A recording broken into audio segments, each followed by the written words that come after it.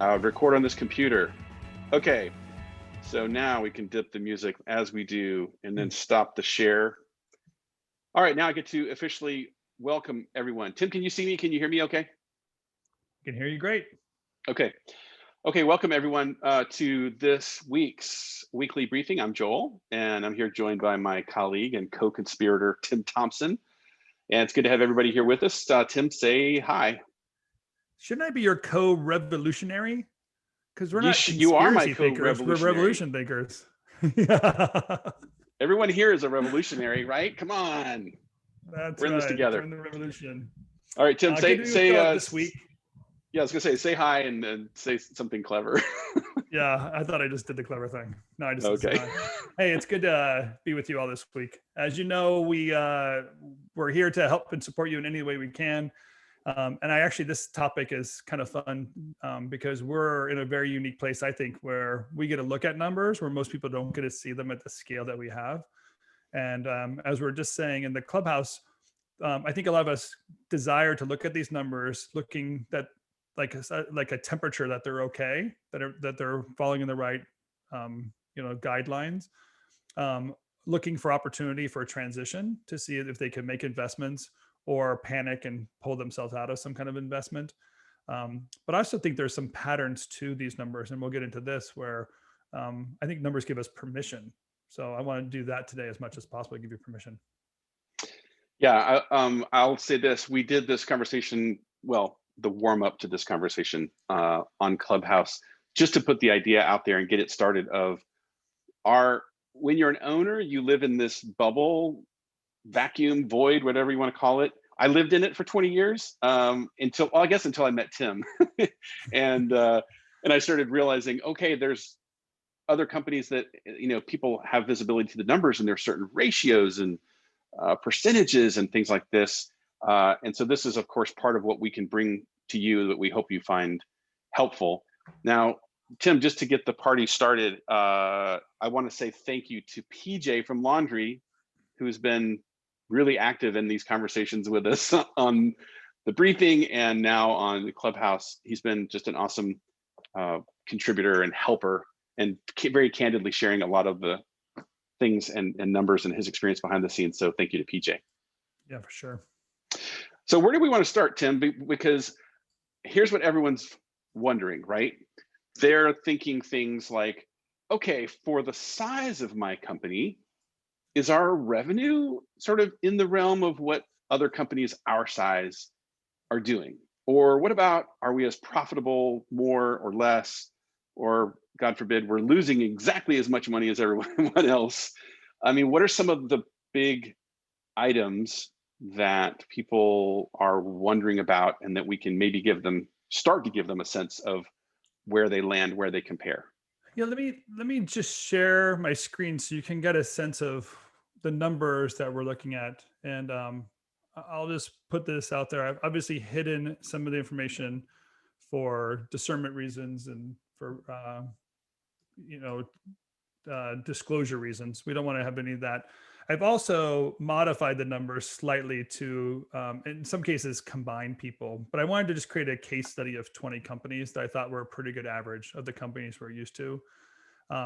For reference, RevThink, our annual revenue that we look at is somewhere near 200 million. So the clients that we work with and companies work with total about $200 million in revenue. So that's the kind of averages that we're looking at. And that's a makeup of companies clearly from under $1 million, but right about $1 million up to about $20 million or so, or just north of 20 million for one group. So that's the visibility that we have. And I've looked at the numbers in such a way and put them into a perspective in such a way that we can see the work that people are doing and kind of get an average and position there. So I thought that'd just be helpful to get an overview of the type of numbers we're looking at. And then specifically in the case that we're doing here, we want to have a sense of what where they're located, the type of company they are, where the location is, the type of work they're doing, motion, experimental design, sound, that kind of stuff. And then I'm really looking at these numbers here. There's margins, revenue, and staff numbers. So all the other information I give you are going to kind of follow within that idea. Am I sharing? Yeah, I'm sharing, right? This screen down here. Let me check. Okay, Yep. cool. Great. So these are the numbers that we're looking at and the visibility there. But I've summarized them really quickly here just so we can get the first question that everyone has is like, how are you following in the norm of the industry? So out of the 20 groups that I've created, I have 4 companies that are over $5 million. The bulk of our companies are within $5 million, and then another under $2 million, or the bulk of the companies between 2 and 5 million, and the rest are under 2 million. I want to show this to you because this actually represents fairly well what we look at in the industry. Most of the people that we work with, at least, and I believe for most of the people in the industry that are thriving, have opportunities between 2 million and 5 million. One of the reasons this happens is there's probably a big scale of companies under 2 million in the $1 million range. But honestly, it's those permanencer situations or 1 or 2 or 3 individuals that are doing things on a project by project basis. And they haven't yet engaged into what we call the 7 ingredients. So the other areas and other ingredients that you need to run your company and start mastering, they're not yet into that level. They're just running projects through their company. So on a project-based business, there's probably a huge number of companies under 2 million. But most of the companies that we see and have visibility are in this middle range. I think the maximum into that range of 5 million is because 5 million is another transition. Much like a company that goes from 1 million to 2, and many of you remember this, there was a transition that took place in a way, like it burned a lot of your cash and took a lot of effort to get to doing those projects to get your company that's over and get your company to a place where it's generating over $2 million a year in revenue. And then you're kind of coast a little bit. You can coast a little bit to about 3.5 million. And then you go through another transition. And that transition is a big push. And then on the other side of that, you're coasting between $6 and $8 million in revenue. So those transitions that take place are often things that we're trying to overcome. And we find those tasks in the 7 ingredients to help you get there. But here's what's interesting to me is that of these companies, these direct costs, and those of you who know the factors method, you know the direct costs are costs that are directly related to you doing the projects.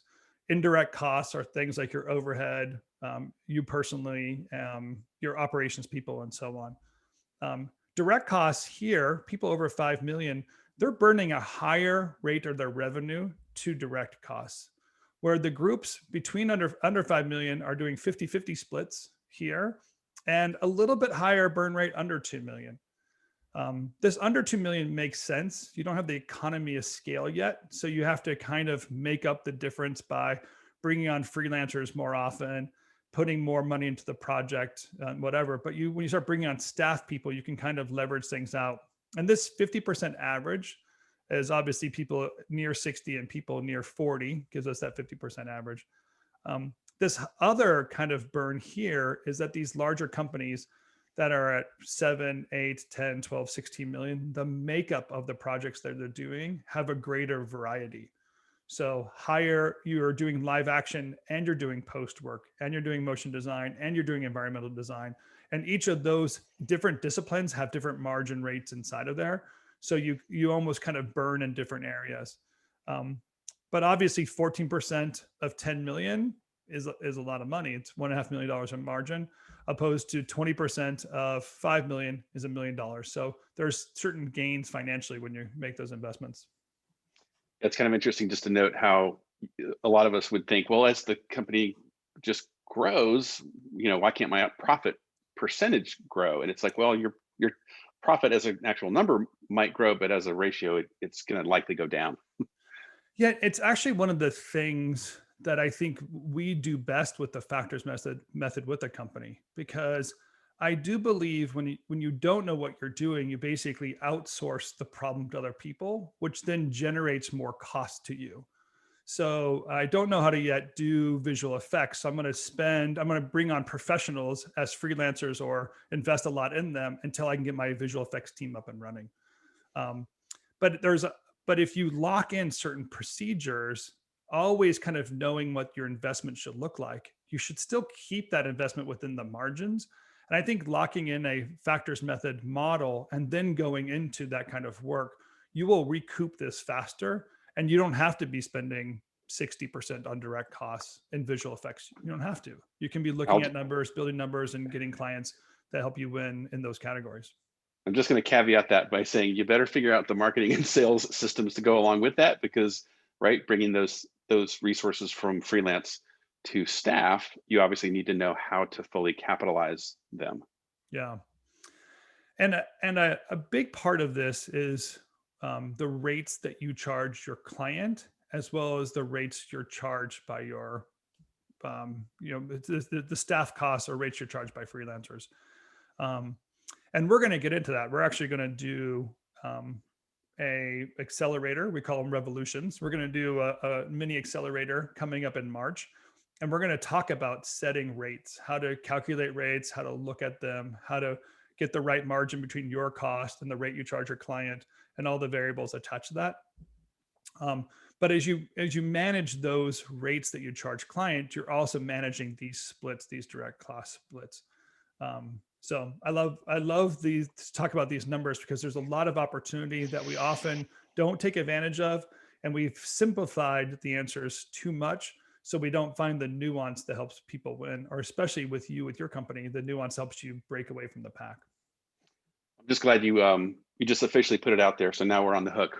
We've got to get that content done. I'm halfway done, Joel. That's why I'm looking at all these numbers. That's right. Now I have to show up. Okay, cool. Well, what's next?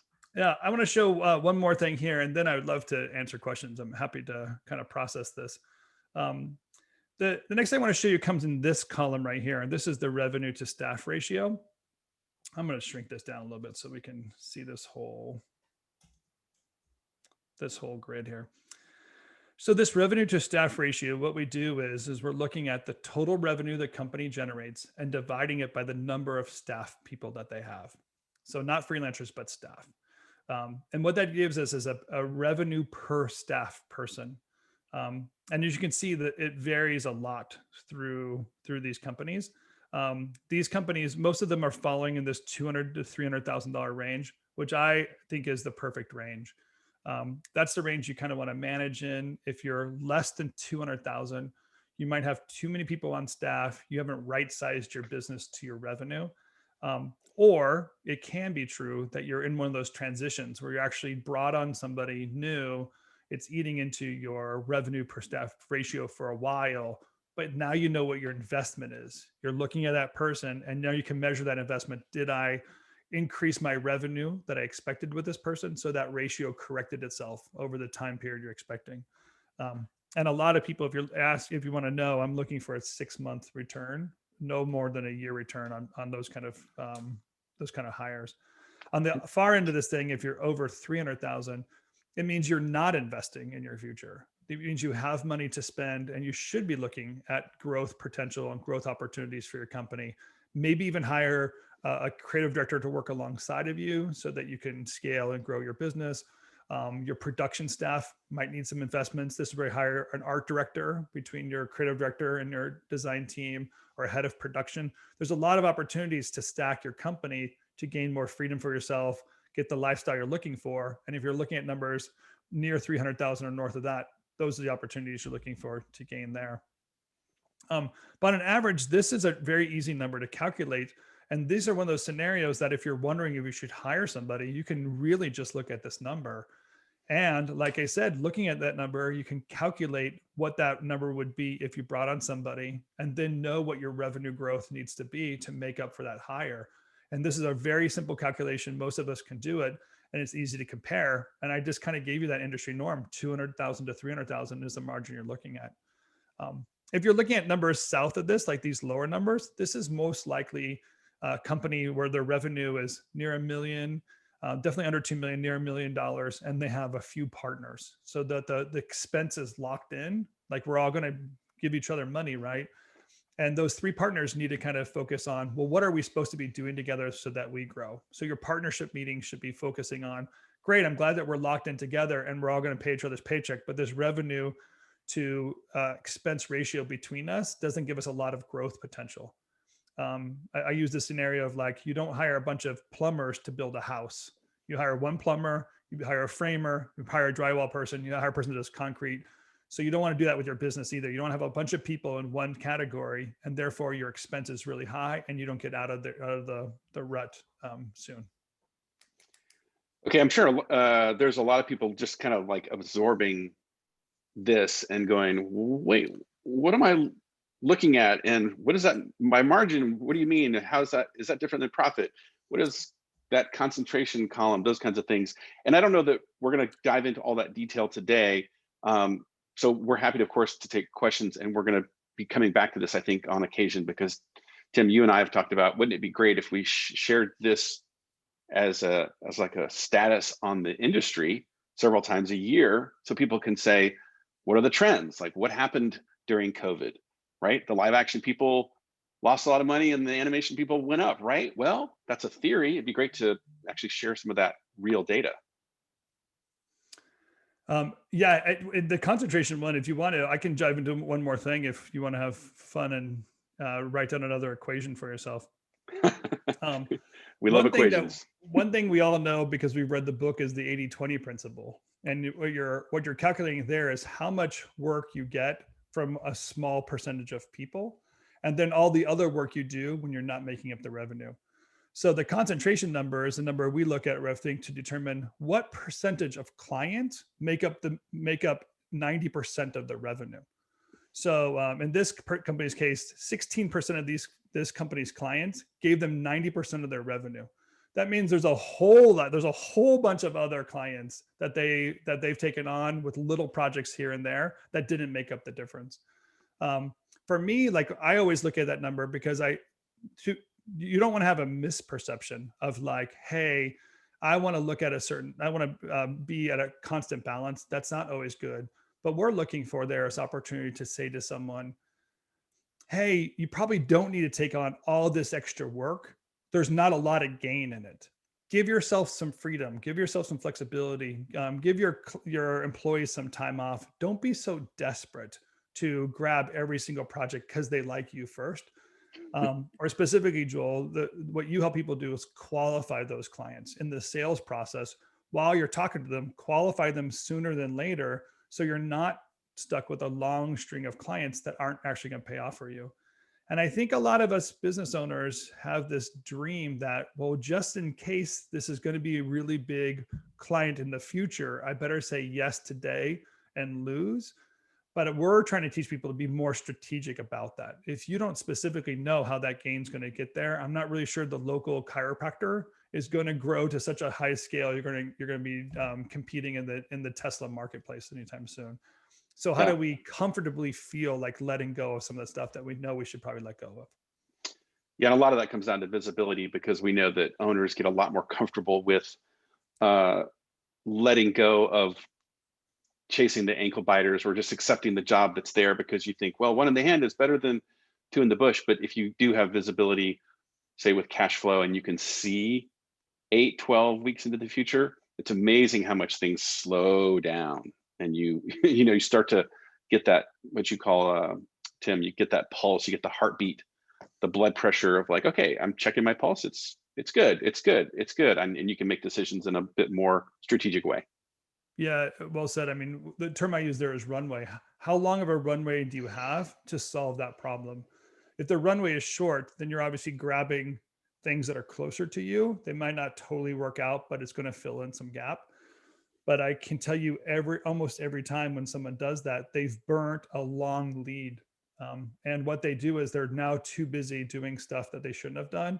And this really good project, this long lead, is totally burned. You didn't give them attention in the bidding process or the pitch process, or you have a client in house and your desperation because they felt secure, you ignore them and then you walk away and you're losing some good stuff.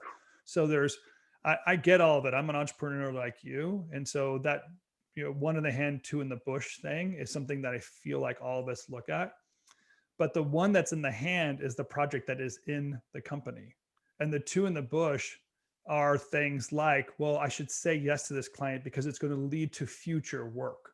That wishful thinking is not a reality if it's not a qualified project now most likely they're not going to be qualified in the future either. They're going to put you in a category of cheap, easy, I can take advantage of you, and they're only going to call you then. But if you turn them down now, they're going to want to come back to you when they feel like they're qualified. And that's the individual or the business, the agency that they work for.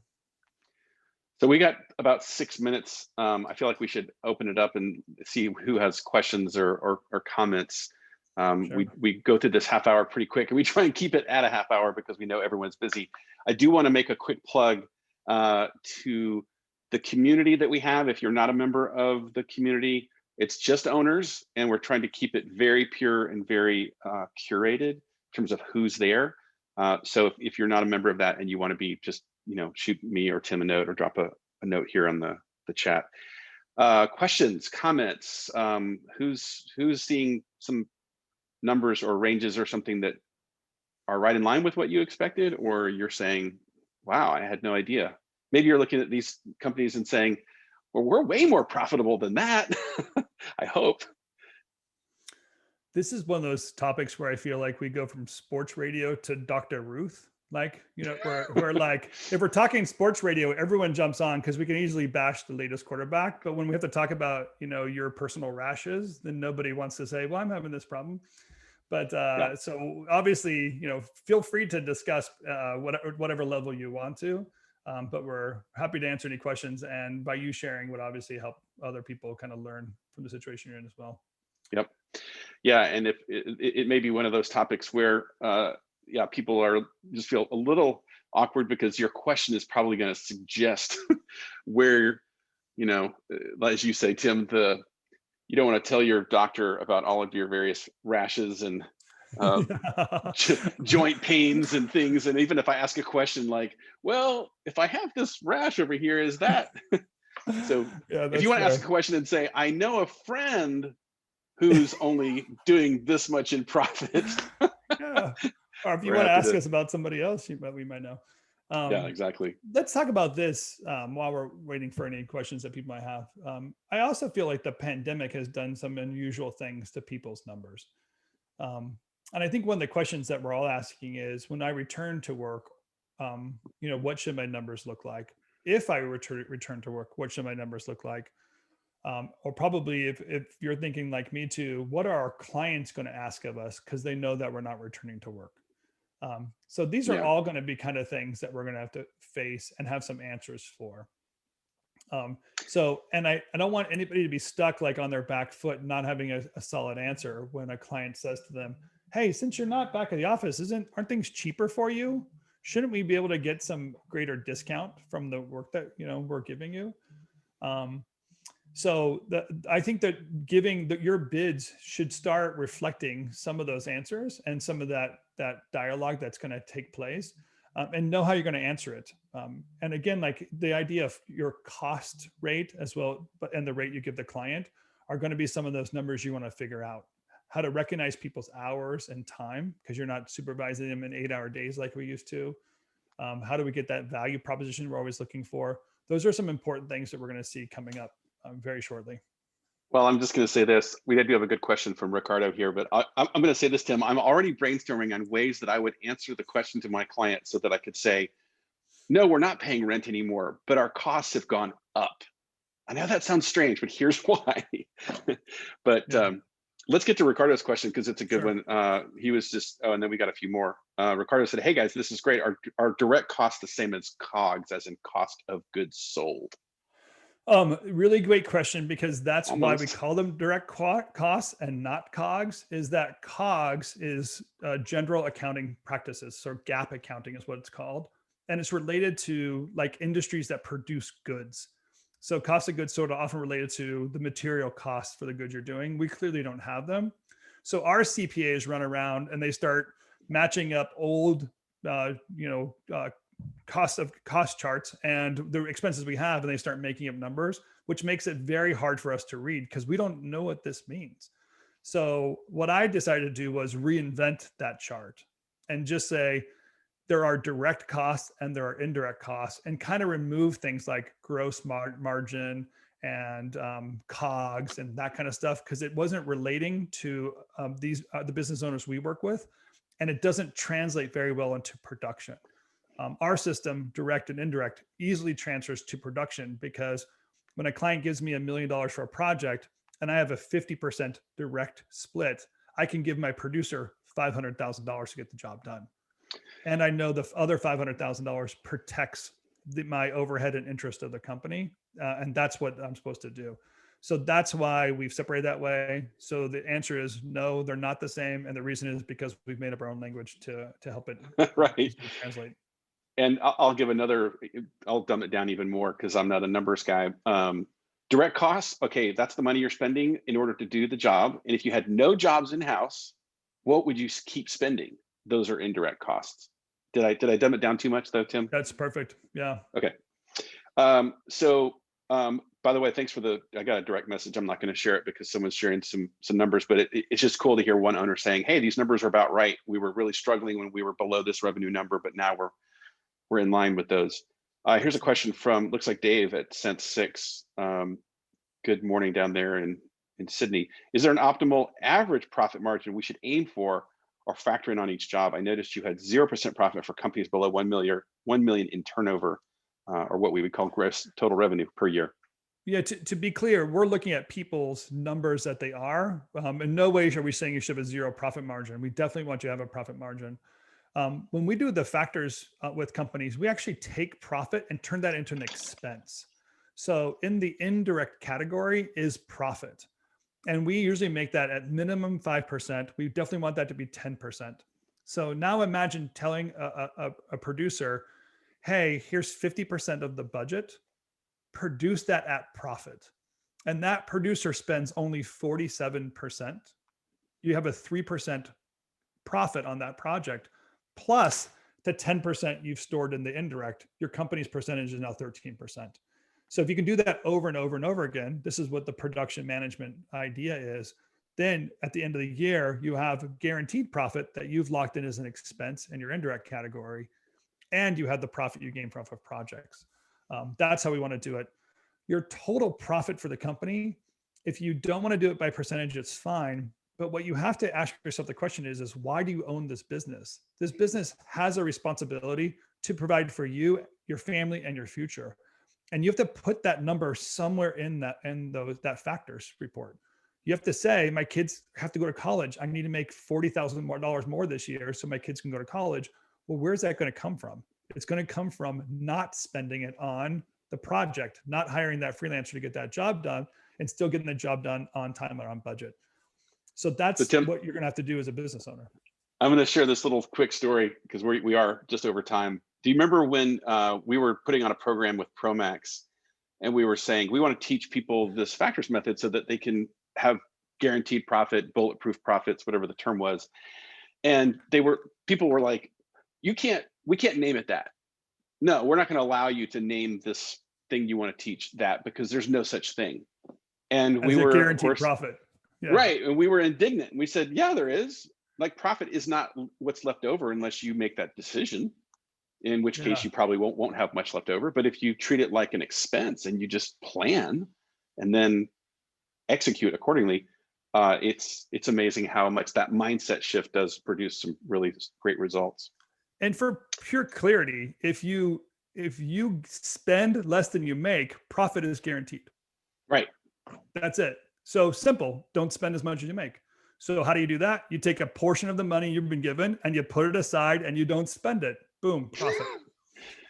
And you then, Tim, if it was only that easy.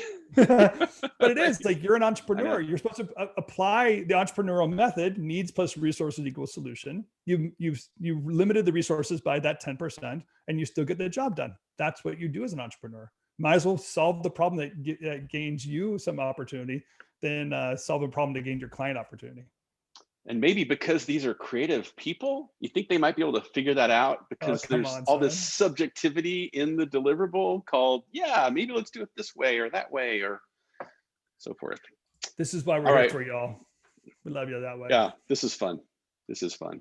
Well, look, we should adjourn because everyone's going to be getting ready to hop off and get onto their next Zoom or what have you.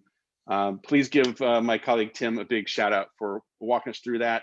If this was something that you benefited from, or you think you want to dive into deeper on future briefings or the other content that we're developing, please let us know. We would just really love the feedback. So Tim, you're awesome. Thank you. And thank you for everyone else for being here.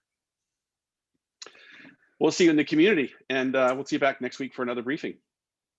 Thank you all. Remember, we're here to help you thrive in business, life, career. So reach out to us, ask me more questions on community. We're here for you, and we'll see you next week. Thanks, guys. Okay.